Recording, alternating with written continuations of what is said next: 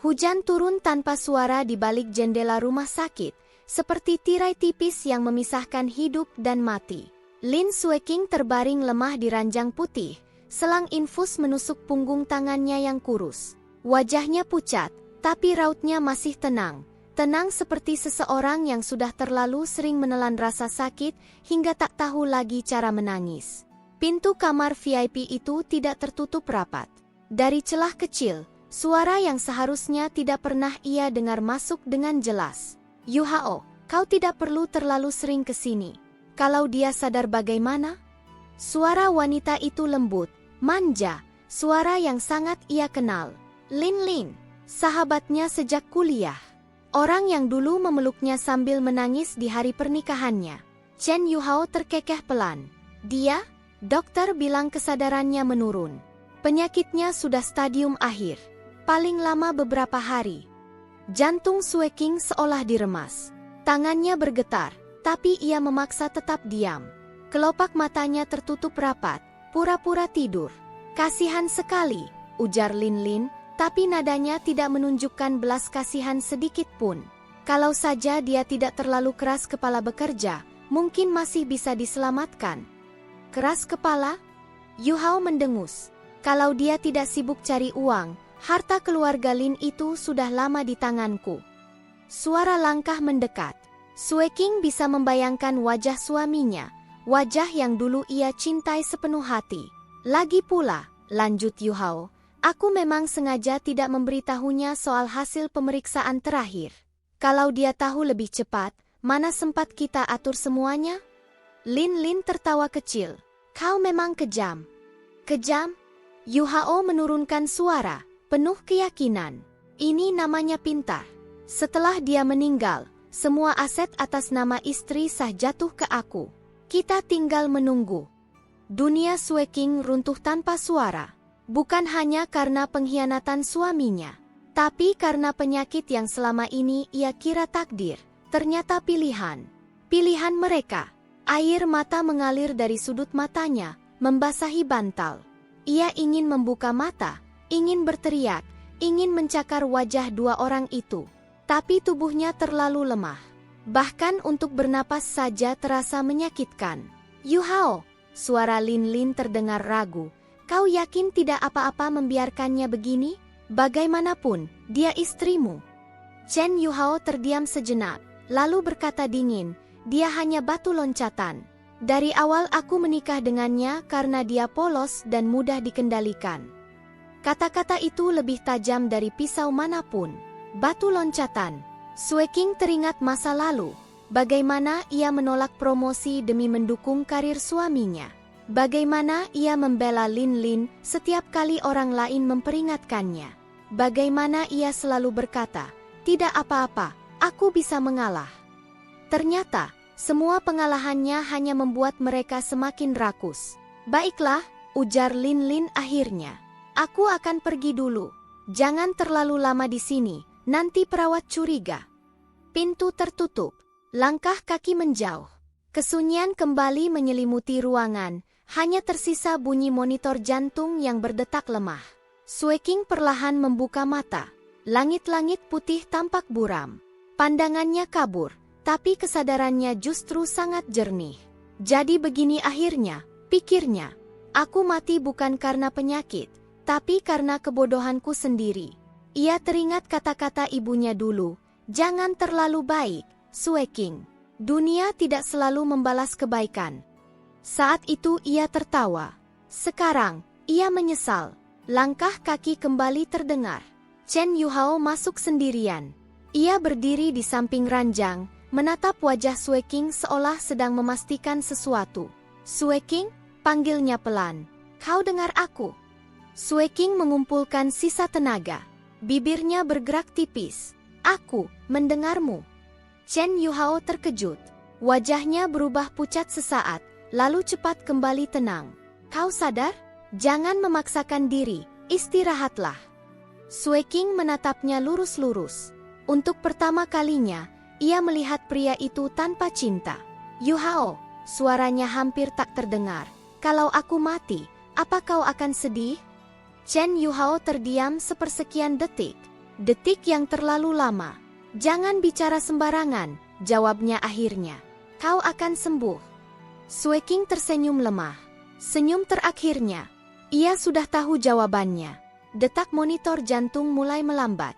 Pandangannya menggelap, tapi satu pikiran memenuhi benaknya. Jelas, kuat, dan penuh penyesalan. Jika aku diberi satu kesempatan lagi, aku tidak akan sebaik ini. Bunyi panjang terdengar. Dan dunia Lin Sueking pun berakhir. Dengan pengkhianatan orang-orang yang paling ia percaya. Rasa sakit itu menghilang. Tidak ada lagi selang infus, tidak ada bau obat, tidak ada suara monitor jantung yang menyayat telinga. Yang terdengar hanyalah kicau burung di luar jendela dan deru kendaraan pagi hari. Lin Sueking membuka mata dengan napas tersengal. Langit-langit kamar yang familiar menyambutnya. Warna krem lembut, lampu gantung sederhana, tirai putih yang bergoyang pelan. Ini bukan kamar rumah sakit. Ini kamar lamanya. Tangannya terangkat refleks. Kulitnya halus, tidak kurus, tidak penuh bekas jarum. Ia duduk mendadak dan meraih ponsel di meja samping tempat tidur. Tanggal di layar membuat jantungnya berdebar keras. 3 tahun lalu, hari ini adalah hari ia menerima lamaran resmi dari Chen Yuhao. Konyol, bisiknya. Suaranya serak, tapi hidup. Ia bangkit dan berlari ke cermin. Wajah yang menatap balik padanya tampak lebih muda. Mata masih bening, belum dipenuhi kelelahan dan luka. Bibirnya bergetar. Aku hidup. Kenangan kematiannya datang seperti gelombang pasang. Kata-kata Chen Yuhao, tawa Lin Lin, pengkhianatan yang dingin dan kejam. Dadanya terasa sesak, tapi kali ini bukan karena penyakit. Karena amarah. Sueking mengepalkan tangan hingga kuku menancap ke telapak. Jadi ini kesempatan kedua. Pintu kamar diketuk pelan. Sueking, kau sudah bangun. Suara ibunya terdengar dari luar. Yuhao akan datang siang nanti. Nama itu membuat jantungnya berhenti sesaat. Ya, Bu, jawabnya cepat. Suaranya terdengar normal, terlalu normal. Ia tersenyum kecil, senyum yang dulu selalu ia gunakan untuk menenangkan orang lain. Namun kali ini, senyum itu kosong. Ia duduk di tepi ranjang, menunduk, dan menarik napas panjang. Dalam hidup sebelumnya, ia menyambut hari ini dengan bahagia dan gugup. Ia percaya pernikahan adalah awal kebahagiaan. Sekarang, ia tahu, pernikahan itu adalah awal kuburnya. Aku tidak akan menyelamatkan mereka, ucapnya pelan, seolah bersumpah pada dirinya sendiri. Aku akan menyelamatkan diriku. Ia berdiri dan membuka lemari. Gaun putih yang pernah ia siapkan tergantung rapi, tampak polos dan lembut, seperti dirinya dulu. Tangannya menyentuh kain itu, lalu berhenti. Sueking menutup lemari. Tidak perlu terburu-buru, gumamnya. Masih ada waktu. Ia berjalan ke meja kerja dan membuka laptop. Satu persatu, ia mengingat keputusan bodoh yang pernah ia buat.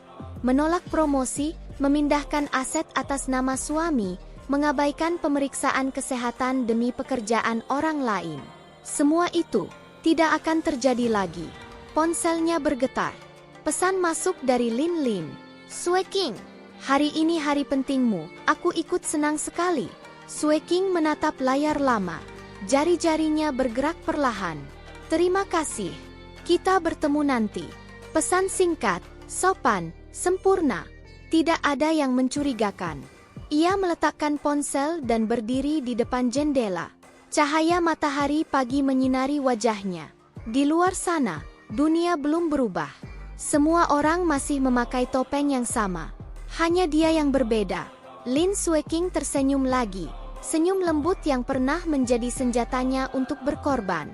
Sekarang, senyum itu akan menjadi senjata untuk bertahan. Takdirnya masih sama. Tapi kali ini, ia yang memegang pena. Lin Sueking berdiri di depan cermin kamar mandi kantor, merapikan rambutnya yang terurai rapi di bahu. Wajah yang menatap balik padanya tampak lembut, bahkan sedikit letih. Wajah seorang wanita yang tampaknya tidak menyimpan ambisi besar selain hidup damai. Ia tersenyum, menguji sudut bibirnya. Senyum itu sempurna. Tidak ada yang akan menyangka bahwa di baliknya, pikirannya bergerak cepat, menghitung, menimbang, dan merencanakan. Sueking, rapat dimulai 10 menit lagi. Kepala divisi, Zhang Min, muncul di pintu. Kau siap mempresentasikan proposal itu? Sueking mengangguk ringan. Tentu, Senior Zhang. Dalam kehidupan sebelumnya, ia akan menyerahkan proposal ini kepada Chen Yuhao, membiarkannya mencuri kredit, lalu berkata pada dirinya sendiri bahwa tidak apa-apa selama keluarga mereka maju. Sekarang, hanya mengingat hal itu saja sudah membuat dadanya dingin. Ruang rapat dipenuhi suara bisik-bisik saat ia masuk. Chen Yuhao duduk di seberang meja, mengenakan jas abu-abu yang pernah ia pilihkan sendiri. Ia tersenyum hangat ketika melihat Sueking. Sueking, duduk di sini, katanya sambil menarik kursi di sampingnya. Sueking menurut. Gerakannya lembut, sikapnya sama seperti dulu. Namun saat presentasi dimulai, ia berdiri tanpa menoleh padanya. Proposal ini saya susun berdasarkan data pasar 6 bulan terakhir, ucapnya tenang. Dan saya ingin mempresentasikannya sendiri. Ruangan hening sejenak. Chen Yuhao menatapnya, sedikit terkejut. Bukankah biasanya kita? Aku ingin mencoba, potong Sueking sambil tersenyum sopan. Sebagai pembelajaran. Tidak ada nada menantang dalam suaranya. Justru karena itulah, Chen Yuhao tidak bisa menolak tanpa terlihat berlebihan. Presentasi berjalan mulus. Setiap angka, setiap strategi, dijelaskan dengan jelas dan tajam. Zhang Min mengangguk berkali-kali. Bagus sekali, katanya akhirnya. Sueking, aku tidak tahu kau sedetail ini. Sueking menunduk sedikit. Saya hanya melakukan apa yang seharusnya. Chen Yuhao bertepuk tangan paling akhir. Senyumnya tampak kaku. Saat rapat usai, ia menarik Sueking ke samping. Kenapa tiba-tiba ingin tampil sendiri? Kau tidak pernah keberatan sebelumnya. Sueking memandangnya dengan mata jernih. Apakah itu masalah? Tentu tidak, jawab Yuhao cepat. Aku hanya khawatir kau kelelahan. Betapa manisnya kebohongan itu. Aku baik-baik saja, kata Sueking lembut. Aku hanya ingin lebih mandiri. Yuhao tertawa kecil, seolah lega. Itu bagus. Istriku memang pintar. Sueking tersenyum, tapi dalam hatinya ia berkata dingin. Istrimu? Kita lihat nanti. Sore itu, ponselnya bergetar. Nama Lin Lin muncul di layar. Sueking, suara ceria itu terdengar begitu akrab. Aku dengar presentasimu hebat sekali. Yuhao sampai memujimu. Sueking berhenti sejenak sebelum menjawab. Benarkah? Aku tidak tahu dia bercerita sebanyak itu padamu. Lin Lin tertawa. Kami sering bertukar cerita. Kau tahu sendiri, aku ini sahabatmu. Terlalu sering, batin Sueking. Dan terlalu dekat. Ngomong-ngomong, lanjut Lin Lin, akhir pekan ini kita makan malam bersama, ya? Seperti biasa. Dalam kehidupan sebelumnya, Sueking akan langsung menyetujui. Ia tidak pernah menolak, tidak pernah memberi jarak. Kali ini, ia menatap kalender di mejanya. Akhir pekan ini aku ingin istirahat, jawabnya halus. Mungkin lain kali. Di seberang sana, Lin Lin terdiam sesaat. Oh, kau sibuk? Sedikit, jawab Sueking. Akhir-akhir ini aku ingin lebih fokus pada diriku sendiri. Ia bisa membayangkan alis Lin Lin yang terangkat, senyum yang sedikit membeku. Tapi Lin Lin cepat tertawa lagi. Tentu, kau memang selalu pekerja keras. Setelah menutup telepon, Sueking menyandarkan punggung ke kursi. Jantungnya berdetak stabil. Menarik diri perlahan ternyata tidak sesulit yang ia kira. Ia tidak memotong hubungan. Ia hanya berhenti memberi segalanya. Beberapa hari kemudian, ia menerima email dari kantor pusat. Tawaran promosi yang dulu ia tolak, kini kembali datang, bahkan dengan posisi yang lebih tinggi. Chen Yuhao mengetahuinya saat makan malam. Kau akan menolak kan? Katanya sambil menyendok sup. Posisinya di luar kota. Kita akan sulit bertemu. Sueking menatap mangkuknya, lalu mengangkat kepala. Aku belum memutuskan. Belum memutuskan. Yu Hao meletakkan sendoknya. Bukankah kita sudah sepakat? Kita sepakat dulu, jawab Sue King lembut, saat aku pikir mengalah adalah hal yang wajar. Udara di antara mereka berubah. Yu Hao tertawa kecil, mencoba mencairkan suasana. Kau bicara aneh akhir-akhir ini. Mungkin aku hanya mulai berpikir, balas Sue King. Di luar dugaan, ia tidak merasa bersalah. Hari demi hari berlalu. Sue King tetap bersikap ramah pada Lin Lin, tetap mendengarkan keluhannya, tetap tersenyum saat mereka bertemu. Tapi ia berhenti memberi nasihat yang menyelamatkan, berhenti mengingatkan, berhenti melindungi. Ketika Lin Lin salah bicara di kantor dan mulai mendapat gosip, Sue King hanya berkata, hati-hati lain kali, tanpa membantunya membersihkan kekacauan. Ketika Lin Lin mengeluh tentang Yu Hao yang semakin sibuk, Sue King hanya menjawab, mungkin dia lelah. Ia tidak mendorong, tidak menarik, hanya membiarkan segalanya berjalan seperti air yang menemukan jalan sendiri, menuju jurang yang telah mereka gali perlahan. Suatu malam, Sue King berdiri di balkon apartemennya, memandang lampu kota yang berkilauan. Angin malam menyentuh wajahnya. Tenang saja, bisiknya pada bayangannya sendiri di kaca. Aku tidak akan menyentuh kalian. Senyumnya terpantul samar. Pisau terbaik, lanjutnya pelan, adalah yang tidak terlihat. Dan Lin Sue King tahu, permainan baru saja dimulai. Dalam kehidupan sebelumnya, Gu Shenyan hanyalah nama yang sesekali terdengar di rapat tingkat atas. Seorang direktur muda dengan reputasi dingin dan efisien, terlalu jauh dari dunia Lin Sue King untuk ia perhatikan. Mereka berada di gedung yang sama, tapi di lintasan yang berbeda. Ia tidak pernah mengingat wajah pria itu, apalagi suaranya. Namun sekarang, setiap kali nama Gu Shenyan disebut, insting Sue King terasa aneh. Seolah-olah keberadaannya meninggalkan jejak yang baru ia sadari. Hari itu, Sue King dipanggil untuk menghadiri rapat lintas divisi. Ia duduk di barisan tengah, membuka laptop, mencoba fokus pada layar. Pintu ruang rapat terbuka, dan suasana langsung berubah hening. Gu Shenyan masuk. Ia tinggi, bahunya tegap, mengenakan jas hitam sederhana tanpa aksesori berlebihan. Wajahnya tampan dengan garis tegas, tapi ekspresinya dingin, hampir tak terbaca. Tatapannya menyapu ruangan sekilas sebelum duduk di kursi utama.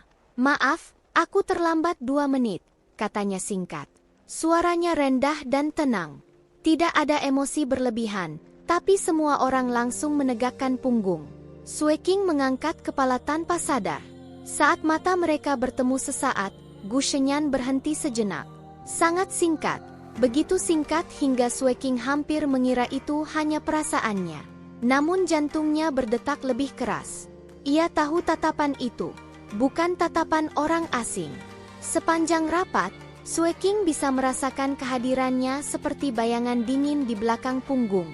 Saat ia mengajukan pendapat, beberapa senior tampak ingin menyela. Usulan Lin Sue King, ujar seorang manajer dengan senyum meremehkan, terlalu idealis. Kita tidak punya cukup sumber daya. Sebelum Sue King sempat menjawab, Gu Shenyan angkat bicara. Data yang ia gunakan valid, katanya datar. Sumber daya bisa disesuaikan. Ruangan terdiam. Manajer itu tergagap. Direktur Gu, maksud saya. Aku mengerti maksudmu, potong Shenyan. Tapi aku setuju dengannya. Sue King menatap layar laptopnya, menahan keterkejutan. Dalam hidup sebelumnya, tidak pernah ada yang membelanya seperti itu, terutama bukan Gu Shenyan. Rapat berakhir lebih cepat dari perkiraan. Saat orang-orang mulai beranjak, Sue King mengemasi barang-barangnya dengan tenang. Ia merasa seseorang berdiri di sampingnya. Lin Sue King. Ia menoleh. Gu Shenyan berdiri di sana, terlalu dekat untuk ukuran profesional. Direktur Gu, sapa Sue King sopan. Kau punya waktu sebentar, tanyanya. Sue King ragu sesaat, lalu mengangguk. Tentu. Mereka berjalan ke lorong yang lebih sepi. Cahaya lampu putih membuat bayangan mereka memanjang di lantai. Proposalmu, kata Shenyan tanpa basa-basi, kau menyusunnya sendiri. Itu tugasku, jawab Sue King. Biasanya, Chen Yuhao yang berbicara atas namamu. Nada suara itu netral, tapi Sue King merasakan sesuatu, sebuah pengamatan yang terlalu tajam. Aku ingin berubah, katanya hati-hati. Gu Shenyan menatapnya lama. Terlalu lama untuk sekadar percakapan kantor. Bagus, katanya akhirnya. Kau seharusnya begitu sejak awal. Sue King terdiam. Kata-kata itu terasa aneh. Seolah ia terlambat, bukan baru memulai. Sebelum ia sempat bertanya lebih jauh, Shenyan melangkah mundur. Hati-hati dengan keputusanmu ke depan. Hati-hati, ulang Sue King. Tidak semua orang di sekitarmu menginginkan hal yang baik untukmu. Kalimat itu membuat punggungnya dingin. Direktur Gu, ucapnya perlahan. Kenapa Anda mengatakan itu? Gu Shenyan menatapnya sekali lagi, tatapan yang dalam dan tertutup. Anggap saja, intuisi. Ia pergi tanpa menoleh. Sejak hari itu, Sue King mulai menyadari hal-hal kecil. Proposal yang seharusnya ditolak lolos tanpa banyak perdebatan. Gosip miring tentang dirinya menghilang sebelum sempat menyebar. Saat Chen Yuhao mencoba memindahkan tanggung jawab proyek padanya secara sepihak, atasan langsung mereka menolak, dengan alasan perintah dari atas. Sue King tidak bodoh. Suatu malam, ia bertemu Shenyan di lift yang hampir kosong. Pintu tertutup, meninggalkan mereka berdua dalam ruang sempit. Direktur Gu, katanya akhirnya, memecah keheningan. Apakah saya pernah melakukan sesuatu yang membuat Anda memperhatikan saya? Shenyan menatap angka lantai yang terus berubah. Tidak. Jawaban singkat. Lalu kenapa? Tanya Sue King jujur. Lift berhenti. Pintu terbuka, tapi Shenyan tidak langsung keluar. Karena, katanya pelan, kadang kita baru menyadari nilai sesuatu setelah kehilangannya. Sue King membeku. Saat ia menoleh, Shenyan sudah melangkah pergi. Ia berdiri di dalam lift yang kosong, jantungnya berdebar keras. Kata-kata itu bukan sekadar kiasan. Terlalu tepat, terlalu pribadi. Malam itu, Sue King tidak bisa tidur. Untuk pertama kalinya sejak ia kembali ke masa lalu, ia merasa bukan satu-satunya orang yang berjalan melawan arus takdir. Dan Gu Shenyan, pria yang tak pernah ia lihat sebelumnya, kini berdiri tepat di jalannya, seperti bayangan yang diam-diam menjaganya dari belakang. Undangan pernikahan itu masih tergeletak rapi di laci meja kerja Lin Sue King. Kertas berwarna gading, huruf emas timbul, nama Chen Yuhao dan Lin Sue King tercetak sejajar, seolah takdir mereka sudah ditetapkan dan tidak bisa diganggu-gugat. Dalam kehidupan sebelumnya, ia pernah menatap undangan ini dengan mata berbinar, membayangkan masa depan yang hangat dan aman. Sekarang, yang ia rasakan hanya dingin. Sue King menutup laci itu perlahan, seperti menutup peti mati. Takdir lama tidak perlu dihancurkan dengan tangan sendiri. Cukup diarahkan ke tempat yang seharusnya. Hari itu, Lin Lin mengajaknya makan siang. Kau kelihatan capek akhir-akhir ini, kata Lin Lin sambil mengaduk kopi, matanya mengamati wajah Sue King dengan teliti. Apa karena persiapan pernikahan? Sue King tersenyum kecil. Mungkin. Kau bahagia, kan? Lin Lin mencondongkan tubuh. Yuhao pria yang baik. Tidak semua orang seberuntung kau. Kalimat itu membuat Sue King ingin tertawa. Ia mengangkat cangkir tehnya perlahan. Lin Lin, kalau suatu hari aku tidak menikah dengannya, menurutmu bagaimana? Sendok Lin Lin berhenti bergerak. Hah? Ia tertawa cepat. Kenapa bicara aneh begitu? Kau bercanda. Tidak, jawab Sue King lembut. Aku hanya berpikir, mungkin aku tidak cocok menjadi istri yang selalu mengalah. Lin Lin menatapnya beberapa detik terlalu lama. Dalam tatapan itu, ada sesuatu yang berkilat. Bukan kekhawatiran, tapi kegelisahan. Kau kelelahan, kata Lin Lin akhirnya. Jangan berpikir macam-macam. Sue King menunduk, seolah malu. Mungkin kau benar. Ia tahu, benih sudah ditanam. Beberapa hari kemudian, Chen Yuhao mulai mengeluh. Kau berubah, katanya saat mereka makan malam. Kau jarang menelepon, jarang bertanya aku di mana. Bukankah itu bagus? Sue King tersenyum tipis. Aku percaya padamu. Yu Hao terdiam. Kepercayaan, itulah yang selalu ia manfaatkan. Aku hanya khawatir kau menjauh, katanya sambil meraih tangan Sue King. Sue King membiarkannya, tapi tidak membalas genggaman itu. Aku hanya sibuk. Lagi pula, Lin Lin sering menemanimu, bukan? Nama itu membuat Yu Hao sedikit kaku. Dia sahabatmu, katanya cepat. Aku hanya mengantarnya pulang sesekali. Bagus, ujar Sue King pelan. Kau tidak sendirian. Ia melihat perubahan di wajah Yu Hao, kebingungan bercampur lega. Ia tidak sadar bahwa jarak yang ia inginkan justru membuka pintu lain. Perlahan, Sue King mulai menghilang dari kehidupan mereka berdua. Tidak mencolok, tidak dramatis. Ia menolak ikut acara bertiga, menyarankan Lin Lin menemani Yu Hao saat ia lembur, bahkan beberapa kali dengan sengaja memuji Lin Lin di depan Yu Hao. Lin Lin itu perhatian, katanya suatu malam. Dia selalu tahu apa yang orang lain butuhkan. Yu Hao tertawa kecil. Kau terlalu baik padanya. Sue King tersenyum. Terlalu baik padamu juga, pikirnya. Hubungan mereka berubah tanpa suara. Lin Lin mulai mengirim pesan lebih sering pada Yu Hao. Awalnya tentang Sue King, menanyakan kebiasaannya, kesukaannya. Lalu perlahan, topiknya bergeser.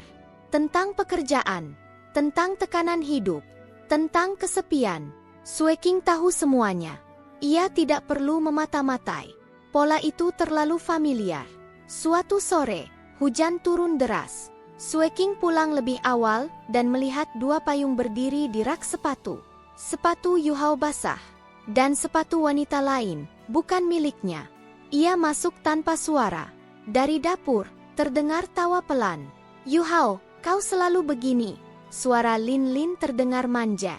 Kalau Sue King tahu, dia pasti cemburu. Dia tidak akan, jawab Yu Hao. Dia terlalu percaya. Sue King berdiri di balik dinding, jantungnya tenang, terlalu tenang untuk seseorang yang baru saja mendengar pengkhianatan. Ia melangkah masuk. Keduanya terkejut. Sue King. Lin Lin berdiri tergesa. Kau pulang cepat. Aku lupa mengambil dokumen, kata Sue King tenang. Matanya menyapu mereka sekilas. Jaket Yu Hao di bahu Lin Lin, jarak yang terlalu dekat. Maaf, kata Yu Hao. Hujan deras. Lin Lin tidak bisa pulang. Tentu, jawab Sue King. Kalian berdua kehujanan. Aku yang salah. Ia berjalan ke kamar, mengambil map, lalu kembali ke ruang tamu. Lin Lin, katanya sambil tersenyum, kau bisa menginap jika mau. Kamar tamu kosong. Lin Lin menatapnya tak percaya. Aku tidak ingin merepotkan. Tidak merepotkan, potong Sue King lembut. Kau sahabatku. Kata itu menusuk lebih dalam daripada makian apapun. Malam itu, Sue King tidur di kamar terpisah dengan alasan lembur. Ia duduk di ruang kerja, lampu redup, menatap kota di luar jendela. Ia tidak menangis, karena ia sudah pernah menangis sampai mati. Beberapa minggu kemudian, rumor mulai beredar di kantor. Chen Yu Hao dan Lin Lin terlihat terlalu dekat. Dalam kehidupan sebelumnya, Sue King akan menyangkal, membela, bahkan memarahi orang yang berani bicara. Sekarang, ia hanya tersenyum. Ketika Lin Lin akhirnya datang padanya dengan mata merah, Sue King tahu waktunya tiba. Sue King, suara Lin Lin bergetar.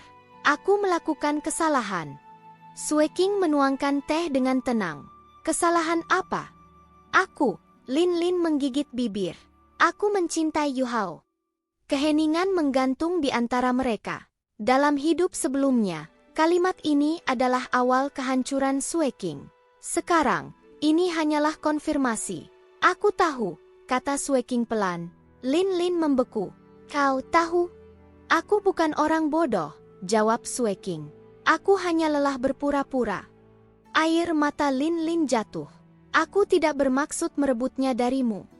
Sue King mengangkat pandangannya. Kalau begitu, kau ingin apa? Lin Lin terdiam lama. Lalu dengan suara nyaris tak terdengar, ia berkata, aku ingin bersamanya. Sue King mengangguk perlahan, seolah menerima keputusan bisnis. Kalau begitu, katanya, jangan sembunyi. Lin menatapnya dengan kaget. Apa maksudmu? Aku akan membatalkan pernikahan, ujar Sueking. Kau dan Yu Hao, cocok. Kata cocok terdengar seperti vonis. Kau tidak marah? Lin berbisik. Sueking tersenyum, senyum yang sama seperti dulu, lembut dan pengertian. Aku hanya ingin semua orang bahagia. Kebahagiaan macam apa yang menunggu mereka, Sueking tahu persis. Hari pembatalan pernikahan diumumkan, Chen Yu Hao datang menemuinya dengan wajah kacau. Kau serius? Tanyanya. Kau menyerah begitu saja? Sueking menatapnya lama. Bukankah ini yang kau inginkan? Yu Hao membuka mulut, lalu menutupnya kembali. Lin mencintaimu, lanjut Sueking. Dan kau mencintainya. Itu tidak seperti. Tidak apa-apa, potong Sueking. Aku tidak menyalahkanmu. Kalimat itu lebih menghancurkan daripada kemarahan. Beberapa bulan kemudian, undangan baru tersebar. Nama Chen Yu Hao dan Lin kini tercetak sejajar. Sueking menerima satu. Ia menatapnya lama, lalu tersenyum kecil. Ia tidak menghancurkan mereka. Ia hanya mengembalikan takdir ke pemilik yang sebenarnya. Dan di balik ketenangannya, pisau yang tersembunyi telah bekerja dengan sempurna. Setelah pembatalan pernikahan itu diumumkan, banyak orang mengira Lin Sueking akan menghilang sejenak dari kantor, cuti panjang, menyembuhkan luka hati, atau setidaknya menurunkan ritme kerja. Dalam bayangan mereka, ia adalah wanita lembut yang baru saja ditinggalkan oleh takdir. Namun pada Senin pagi berikutnya, Sueking datang paling awal. Ia mengenakan setelan krem sederhana, rambut disanggul rapi, wajahnya tenang seperti biasa. Ia menyapa resepsionis, menyeduh kopi sendiri, lalu duduk di mejanya seolah tidak ada apa-apa yang berubah. Justru karena itulah, orang-orang mulai merasa tidak nyaman. Dia kelihatan baik-baik saja, bisik seorang staf. Bukankah pernikahannya batal? Sahut yang lain pelan. Sueking mendengar semua itu. Ia hanya memilih tidak menoleh. Di ruang rapat divisi strategi, suasana tegang terasa sejak awal. Proyek besar kerjasama dengan perusahaan luar negeri sedang diperebutkan. Dalam kehidupan sebelumnya, ide inti proyek ini adalah hasil kerja Sueking dan dicuri mentah-mentah oleh Chen Yu Hao. Kali ini, ia sudah mengantisipasi. Manajer Liu membuka rapat. Baik, kita mulai. Chen Yu Hao, silakan presentasi. Yu Hao berdiri dengan percaya diri. Slide pertama muncul, dan Sueking mengenali setiap kalimatnya. Itu idenya. Bahkan urutan logikanya sama. Ia tidak terkejut. Ia hanya menutup pena di tangannya dengan gerakan pelan. Strategi penetrasi pasar ini akan menekan risiko hingga 30%, ujar Yu Hao lancar. Dan, tunggu sebentar. Suara Sueking terdengar lembut, tapi jelas. Semua mata tertuju padanya. Apakah kamu keberatan jika aku mengajukan satu pertanyaan? Katanya sambil tersenyum sopan. Yu Hao mengangguk, sedikit ragu. Tentu. Sueking berdiri. Dalam simulasi risiko tahap kedua, kamu menggunakan data kuartal ketiga tahun lalu.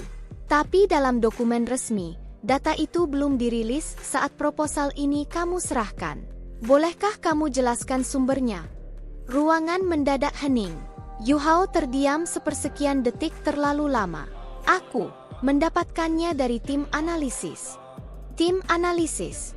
Sueking menoleh ke arah seorang analis senior. Apakah Anda menyerahkan data mentah itu sebelum rapat internal minggu lalu? Analis itu mengerutkan kening. Tidak, data final baru kami kirim ke Lin Sueking. Semua mata kembali ke Yu Hao. Wajahnya memucat. Sueking tersenyum kecil, lalu menekan remote. Slide baru muncul di layar. Timestamp email, draft proposal, catatan revisi. Semuanya lengkap. Aku hanya ingin meluruskan, katanya tenang. Proposal ini awalnya aku susun. Chen Yu Hao mungkin terlalu sibuk sampai lupa menyebutkannya. Itu bukan tuduhan. Itu pernyataan fakta. Manajer Liu menghela napas panjang.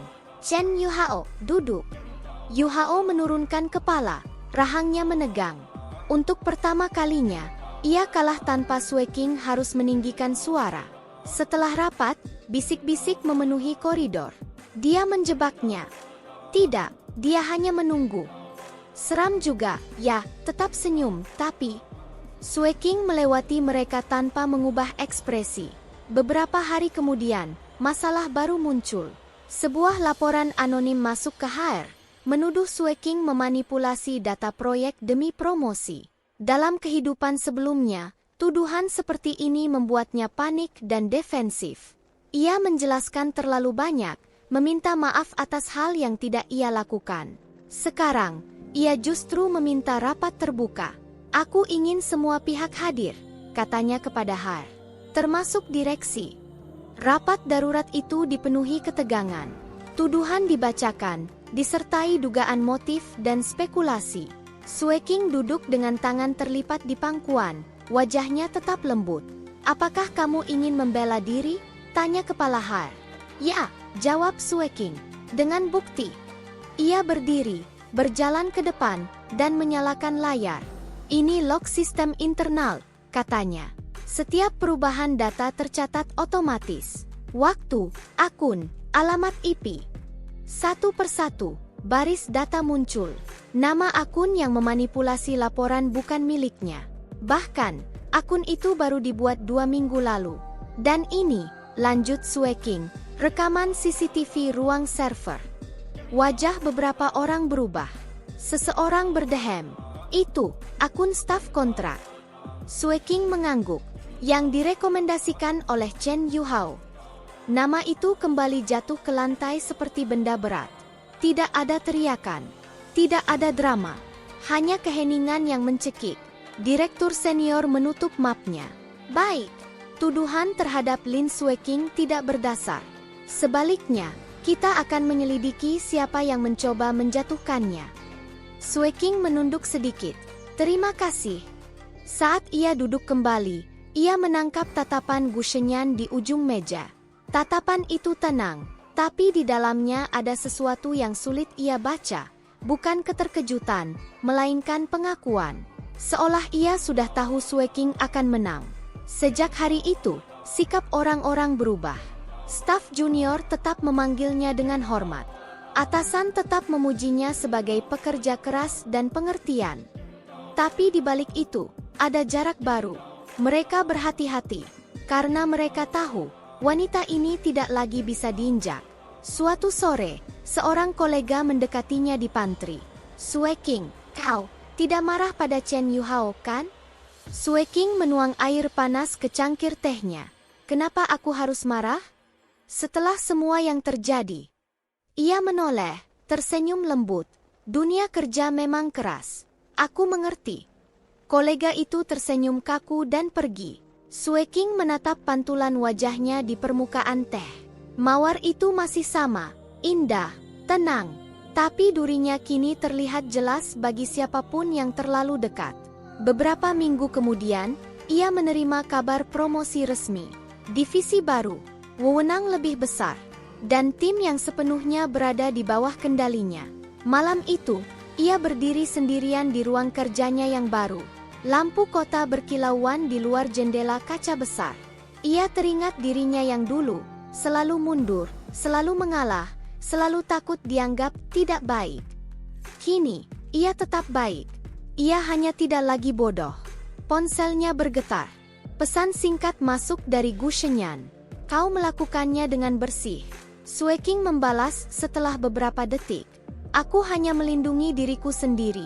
Beberapa saat kemudian, balasan datang. Itu yang paling berbahaya. Sue King tersenyum tipis. Di dunia kerja yang penuh duri, ia tidak berubah menjadi pisau. Ia tetap menjadi mawar. Hanya saja, siapapun yang mencoba meremasnya kini tahu. Darah yang mengalir bukan lagi miliknya. Hujan turun tipis malam itu, memburamkan kaca jendela kafe yang hampir kosong. Lin Sue King duduk di dekat jendela, kedua tangannya memeluk cangkir kopi yang sudah dingin. Gu Shenyan datang tepat waktu, mantel hitamnya basah oleh gerimis, wajahnya tetap tenang seperti biasa. Kau ingin bertemu denganku, katanya sambil duduk di hadapannya. Sue King mengangguk. Aku ingin tahu satu hal. Shenyan menatapnya, tatapan yang tidak menolak, tapi juga tidak membuka diri. Tanya, kenapa kau selalu muncul tepat saat aku hampir dijatuhkan? Suara Sue King rendah. Itu bukan kebetulan. Shenyan terdiam lama. Di luar, lampu jalan berpendar samar di antara hujan. Ada hal-hal, katanya akhirnya, yang tidak bisa dijelaskan dengan logika. Sue King tidak tersenyum. Aku mati sekali. Aku tahu rasanya. Cangkir di tangan Shenyan berhenti di udara. Ia menurunkannya perlahan. Jadi, kau ingat? Aku ingat segalanya, jawab Sue King. Pengkhianatan, penyakit, kematian. Hening menekan di antara mereka. Aku tidak terlahir kembali seutuhnya, ucap Shenyan pelan. Aku tidak punya ingatan detail seperti milikmu. Tapi aku kehilangan seseorang. Siapa? Shenyan mengalihkan pandangan ke jendela. Seorang wanita yang seharusnya tidak mati. Ia dihancurkan oleh orang-orang yang ia percaya. Sue King menahan napas. Di masa depan? Shenyan mengangguk. Aku tidak tahu kapan. Tapi setiap kali aku melihatmu, ada rasa bersalah. Seolah aku terlambat. Itu menjelaskan tatapan-tatapannya. Perlindungan tanpa alasan. Kata-kata yang terlalu tepat. Kau tidak mencintaiku karena aku, kata Sue King pelan. Tapi karena bayangan seseorang. Shenyan menatapnya tajam. Salah. Aku ingin melindungimu karena kau hidup sekarang. Bukan karena masa depan yang gagal kuselamatkan. Kejujuran itu membuat dadanya bergetar. Apa yang kau inginkan dariku? Tanya Sue King. Sekutu, jawab Shenyan tanpa ragu. Kita tidak perlu menghancurkan mereka dengan tangan sendiri. Cukup beri mereka panggung. Sue King tersenyum tipis. Dan biarkan mereka jatuh sendiri. Shenyan mengangguk. Kehancuran sosial lebih kejam daripada darah. Mereka saling menatap. Tidak ada sumpah. Tidak ada janji dramatis. Hanya dua orang yang pernah kehilangan segalanya. Dan memilih untuk tidak menjadi korban lagi. Sue King mengangkat cangkirnya. Kalau begitu, kita bermain dengan tenang. Shenyan menyentuhkan cangkirnya ke cangkir Sue King. Dengan elegan, katanya. Di luar, hujan terus turun. Dan dua takdir yang retak kini berjalan berdampingan. Bukan untuk menyelamatkan dunia, melainkan memastikan keadilan menemukan jalannya sendiri. Undangan pernikahan itu tiba di meja Lin Sue King pada suatu pagi yang cerah. Kertasnya lebih tipis dari undangan yang pernah ia terima dulu. Desainnya sederhana, bahkan terkesan terburu-buru. Nama Chen Yuhao dan Lin Lin tercetak berdampingan. Tidak lagi terasa romantis, melainkan seperti kontrak yang dipaksakan oleh keadaan. Sue King menatapnya lama. Di kehidupan sebelumnya, ia adalah pengantin wanita yang berdiri di altar dengan senyum penuh harapan. Sekarang, ia hanyalah tamu. Tamu yang tahu persis bagaimana akhir cerita ini seharusnya. Direktur Lin, Anda akan hadir? Tanya asistennya dengan hati-hati. Sue King mengangguk pelan. Tentu, aku tidak ingin melewatkan momen penting sahabatku. Kata sahabat terdengar lembut, hampir hangat. Hari pernikahan tiba dengan langit kelabu. Hujan tipis turun sejak pagi, seolah alam pun ragu untuk memberi restu. Aula hotel tampak megah dari luar, tapi di dalamnya terasa kosong. Kursi tamu tidak terisi penuh, bisik-bisik terdengar di setiap sudut. Sue King masuk dengan gaun sederhana berwarna biru pucat. Tidak mencolok, tidak berusaha menyaingi pengantin. Ia tersenyum pada setiap orang yang menatapnya dengan rasa ingin tahu dan sedikit kasihan. Dia datang. Bukankah dulu dia yang akan menikah dengan Chen Yuhao? Dia terlihat tenang sekali. Sue King mendengar semuanya, tapi langkahnya tidak goyah. Di depan aula, Lin Lin berdiri dengan gaun putih yang pas di tubuhnya. Wajahnya cantik, tapi matanya menyimpan kegelisahan yang tidak bisa disembunyikan. Saat melihat Sue King, senyumnya sedikit membeku. Sue King, kau datang, katanya. Suaranya bergetar tipis. Tentu, jawab Sue King hangat. Hari ini hari bahagiamu. Lin Lin menelan ludah. Terima kasih, karena mau hadir. Sue King menggenggam tangannya sebentar. Aku sungguh berharap kau bahagia. Kalimat itu tulus, bukan karena ia mendoakan kebahagiaan Lin Lin, melainkan karena ia tahu kebahagiaan itu tidak akan bertahan lama. Chen Yuhao muncul di sisi Lin Lin, mengenakan setelan hitam. Ia tampak lebih kurus, rahangnya tegang. Saat melihat Sue King, matanya berkedip cepat. Kau terlihat baik, katanya canggung. Terima kasih, jawab Sue King. Kau juga. Kebohongan kecil yang sopan. Upacara berlangsung singkat. Tidak ada pidato panjang, tidak ada tawa riuh. Tepuk tangan terdengar setengah hati. Saat cincin terpasang di jari Lin Lin, Sue King memperhatikan bagaimana tangan Chen Yuhao sedikit gemetar. Ia ingat betul, tangan itu dulu gemetar karena gugup bahagia. Sekarang, gemetar karena takut. Resepsi dimulai, dan neraka perlahan membuka pintunya. Masalah keuangan muncul lebih cepat dari yang mereka duga. Seorang tamu penting dari pihak investor mendekati Chen Yuhao dengan wajah dingin. Chen, aku dengar proyekmu ditunda. Yuhao tersenyum kaku. Hanya masalah teknis kecil. Masalah kecil? Pria itu mendengus. Dana yang kau janjikan belum masuk. Aku menarik investasiku. Wajah Yuhao memucat. Tunggu, kita bisa bicara. Pria itu sudah berbalik pergi. Sue King berdiri tidak jauh dari sana, berbincang ringan dengan seorang kolega. Ia melihat semuanya. Matanya tenang seperti permukaan danau. Direktur Lin, kolega itu berbisik. Bukankah proyek itu dulu milik Anda? Sue King tersenyum sopan. Dulu, tapi aku memilih tidak terlibat lagi. Pilihan yang menyelamatkannya. Lin Lin merasakan perubahan suasana. Senyumnya semakin kaku saat tamu satu persatu mulai berbisik. Ia mendekati Yuhao dengan langkah cepat. Ada apa? Tanyanya dengan suara tertahan. Kita bicara nanti, jawab Yuhao pendek. Tapi, sekarang bukan waktunya. Nada itu membuat Lin Lin terdiam. Matanya berkaca-kaca, tapi ia memaksa tersenyum pada tamu yang lewat. Belum sempat ia bernapas lega, masalah kedua muncul. Lebih kejam, lebih memalukan. Seorang wanita muda dengan gaun merah tiba-tiba muncul di aula. Langkahnya ragu, tapi matanya tajam. Ia menatap lurus ke arah Chen Yuhao. Yuhao, katanya lantang. Aula mendadak hening.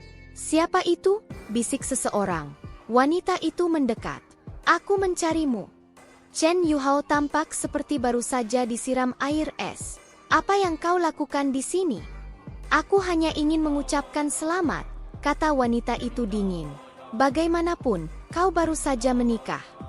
Lin Lin menatap mereka bergantian. Yuhao, siapa dia? Wanita itu tersenyum pahit. Aku kekasihnya. Setidaknya, sampai minggu lalu. Suara gumaman meledak di seluruh aula. Itu tidak benar. Yuhao membentak.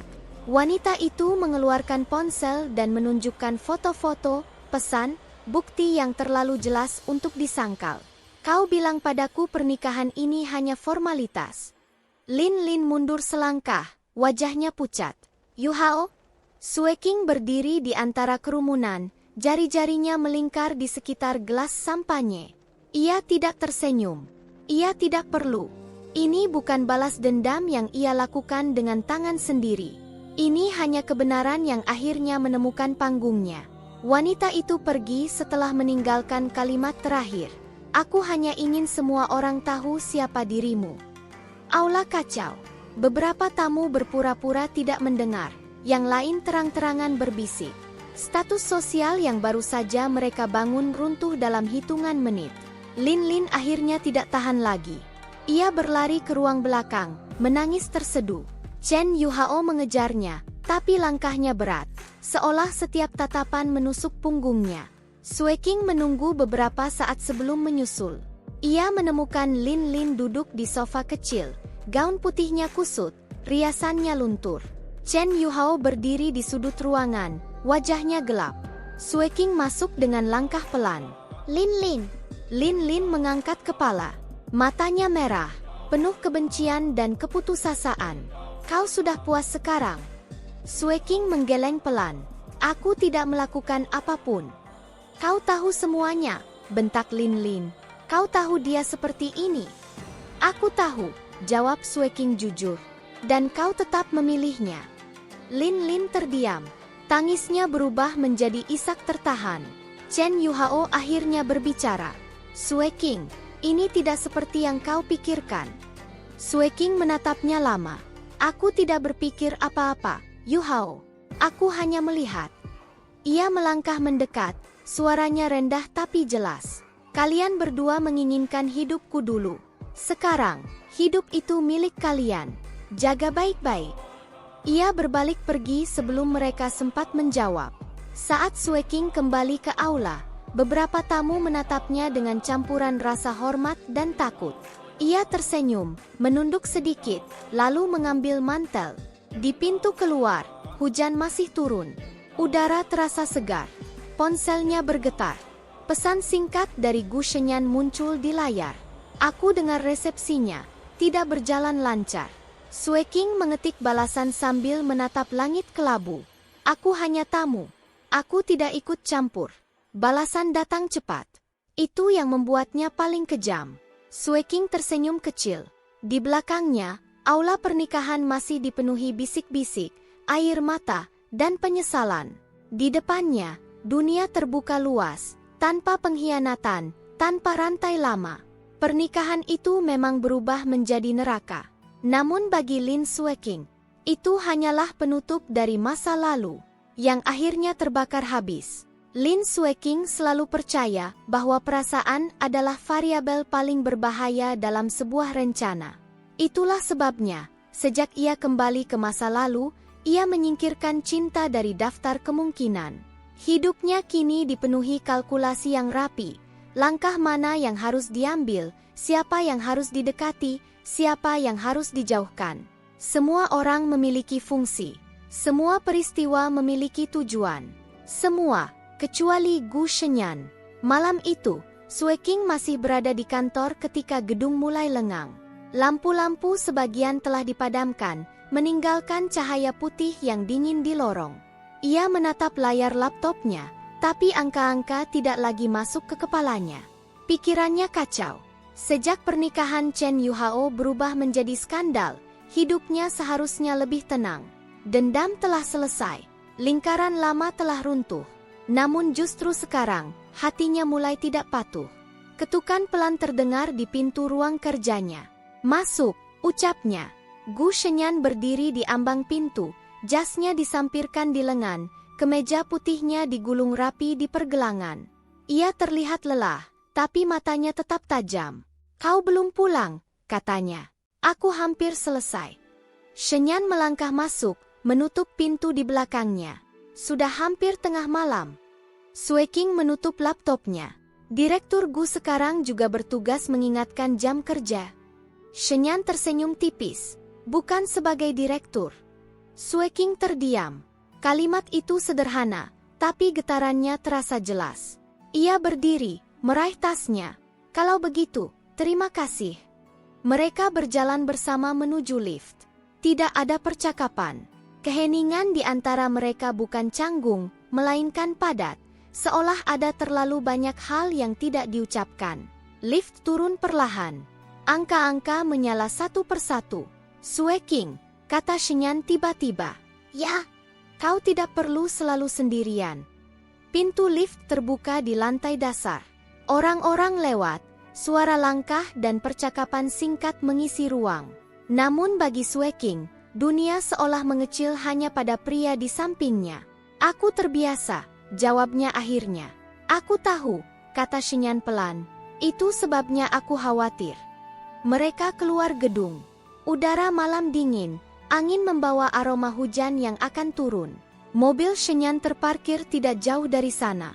Aku bisa pulang sendiri, kata Sueking refleks. Shenyan membuka pintu mobil. Aku tahu, tapi izinkan aku mengantarmu. Ia tidak memaksa. Ia selalu seperti itu, memberi pilihan, bukan tekanan. Dan justru itu yang membuat Sueking goyah. Di dalam mobil, lampu jalan berkelebat seperti garis-garis cahaya. Sueking menatap keluar jendela, tangannya terlipat di pangkuan. "Shenyan," katanya tiba-tiba, tanpa menoleh. Kalau suatu hari kau tahu bahwa aku bukan orang sebaik yang kau kira, apa yang akan kau lakukan?" Shenyan tidak langsung menjawab. Mobil melaju stabil, tangannya mantap di kemudi. "Aku tidak mencintai orang berdasarkan versi sempurna yang mereka tampilkan," katanya akhirnya.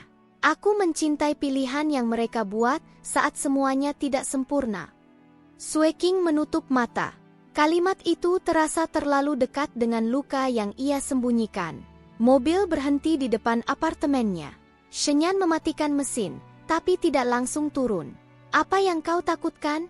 tanyanya lembut. Sueking tertawa kecil, tawa tanpa humor. "Aku takut, kalau kau tahu siapa aku sebenarnya, kau akan menyesal." Shenyan menoleh padanya. "Dan siapa dirimu sebenarnya?" Sejenak, Sueking hampir berkata jujur. Tentang kehidupan sebelumnya, tentang kematian, tentang dendam yang ia susun dengan senyum.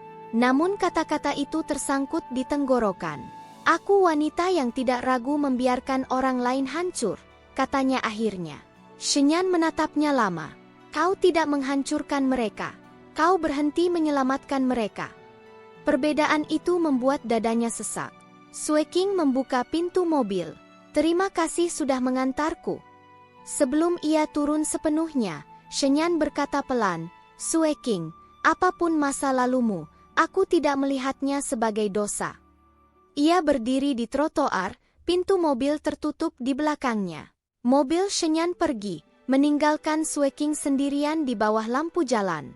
Malam itu, untuk pertama kalinya sejak ia kembali ke masa lalu, Sueking menangis. Bukan karena sakit, bukan karena pengkhianatan, melainkan karena ia takut. Takut bahwa jika ia membiarkan dirinya bahagia, takdir akan menagih harga yang lebih mahal. Hari-hari berikutnya terasa canggung. Sueking menjaga jarak. Ia tetap profesional, tetap sopan, tapi menutup diri. Shenyan merasakannya, tentu saja.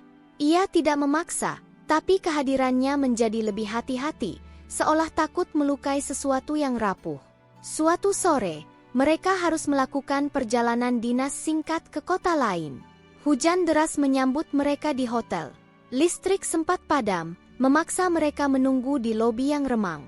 "Kau takut gelap?" tanya Shenyan ringan. Sueking menggeleng. "Aku takut kenangan." Shenyan tidak bertanya lebih jauh.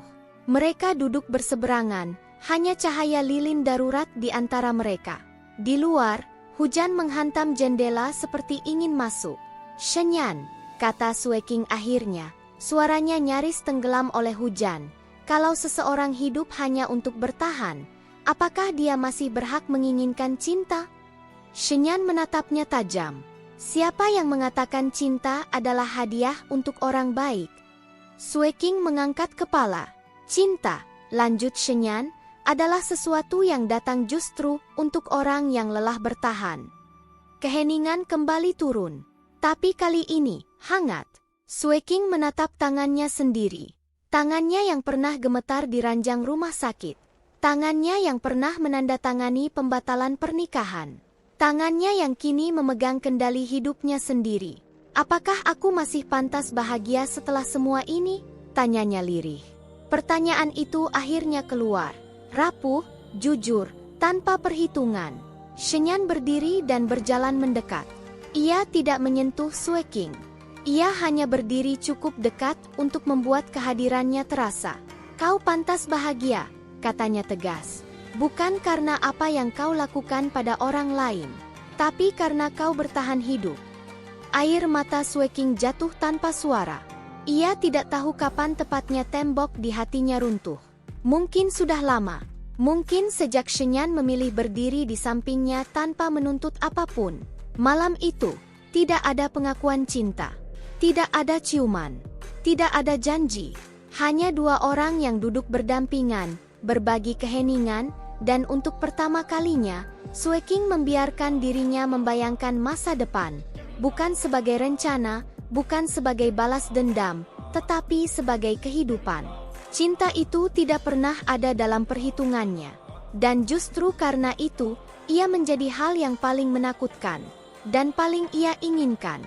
Musim semi datang tanpa permisi. Pohon-pohon di sepanjang jalan utama mulai berbunga, dan kota yang selama ini terasa dingin perlahan berubah warna.